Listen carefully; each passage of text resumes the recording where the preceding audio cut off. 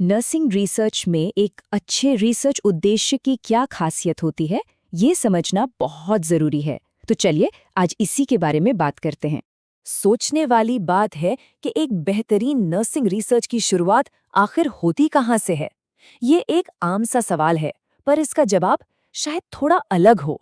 अक्सर लोग सोचते हैं कि एक शानदार आइडिया ही काफ़ी है, पर असल में ऐसा है नहीं। देखिए, एक बेहतरीन आइडिया एक चिंगारी की तरह जरूर है, पर उस चिंगारी से आग जलाए रखने के लिए और उसे आगे बढ़ाकर कुछ नया खोजने के लिए एक मजबूत प्लान का होना बहुत जरूरी है। और रिसर्च में ये प्लान ही हमारा मैप है, हमारा नक्शा। और ये नक्शा बनता है कुछ साफ और शक्तिशाली स्टेटमेंट से। इन्हें ही हम कहते हैं रिसर्च उद्देश्य। यही हमें सही दिशा दिखाते हैं। तो चलिए इसको थोड़ा और गहराई से समझते हैं। एक ऐसा नक्शा बनाने के लिए जिस पर हम भरोसा कर सकें, रिसर्चर्स एक खास टूल का इस्तेमाल करते हैं। इसे कहते हैं स्मार्ट फ्रेमवर्क। स्मार्ट यानी स्पेसिफिक, मेजरेबल, अचीवेबल, रेलेवेंट और टाइम बाउंड। सबसे पहले आता है एस यानी स्पेसिफिक। इसका मतलब है कि आपका उद्देश्य बिल्कुल साफ होना चाहिए, एकदम फोकस्ड। आपको साफ साफ बताना होगा कि आप किन वेरिएबल्स, किन लोगों और किस सेटिंग में स्टडी कर रहे हैं। कोई कंफ्यूजन की गुंजाइश नहीं।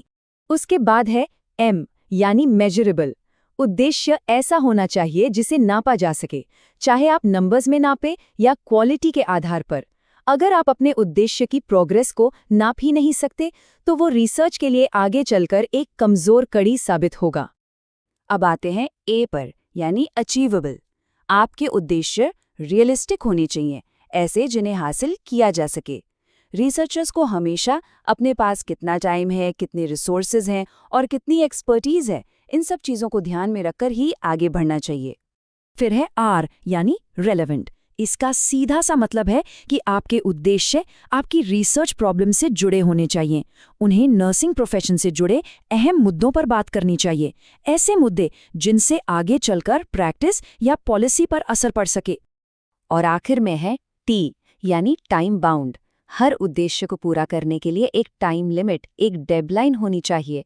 तो इन सब को मिलाकर देखें तो स्मार्ट क्राइटेरिया ये पक्का करते हैं कि रिसर्च का सफ़र बिल्कुल साफ और मकसद से भरा हो हर कदम पर।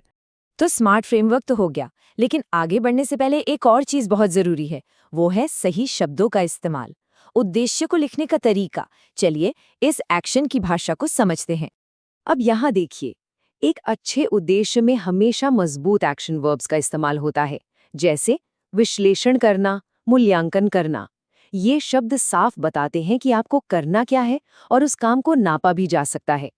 वहीं दूसरी तरफ जानना या समझना जैसे शब्दों से बचना चाहिए। क्यों? क्योंकि इन्हें नापना बहुत मुश्किल है।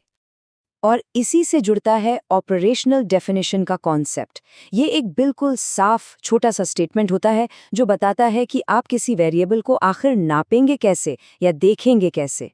इससे फायदा ये होता है कि रिसर्चर से लेकर रिसर्च पढ़ने वाले तक सबको एक ही बात समझ आती है कि आखिर स्टडी किस चीज़ के बारे में है। अच्छा, हमने रोड मैप की बात की थी, है ना? तो एक अच्छे रोड मैप में सिर्फ साफ डायरेक्शंस होना काफ़ी नहीं है, उनका सही ऑर्डर में होना भी उतना ही ज़रूरी है। और यहीं पर लॉजिकल फ्लो यानी तार्किक प्रवाह का रोल आता है। और ये देखिए, रिसर्च प्लान की हायरार्की इस फ्लो को कितने अच्छे से दिखाती है। सबसे ऊपर है रिसर्च प्रॉब्लम, ये हमारी मंजिल है।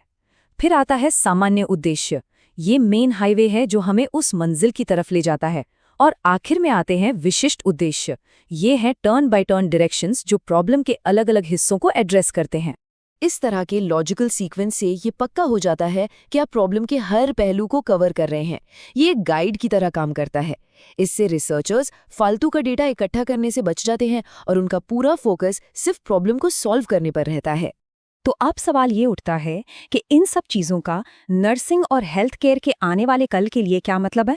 देखिए, आखिर में बात इतनी सी है कि अच्छे से बनाए गए उद्देश्य ही ऐसी स्टडीज की नींव बनते हैं जिनसे नया ज्ञान मिलता है और एविडेंस बेस्ड प्रैक्टिस को बढ़ावा मिलता है। ये उद्देश्य रिसर्च प्रॉब्लम और उसको करने के तरीके यानी मेथोडोलॉजी के बीच एक पुल का काम करते हैं। तो हमने रोड मैप की बात की और ये आखिरी सवाल ही सबसे ज़रूरी है यही वो सवाल है जो नर्सिंग रिसर्च को हमेशा आगे बढ़ाता है, साफ सुथरे प्लान्स को बेहतर रोगी परिणामों में बदलने के लिए। नई मंजिलों की तलाश हमेशा जारी रहनी चाहिए।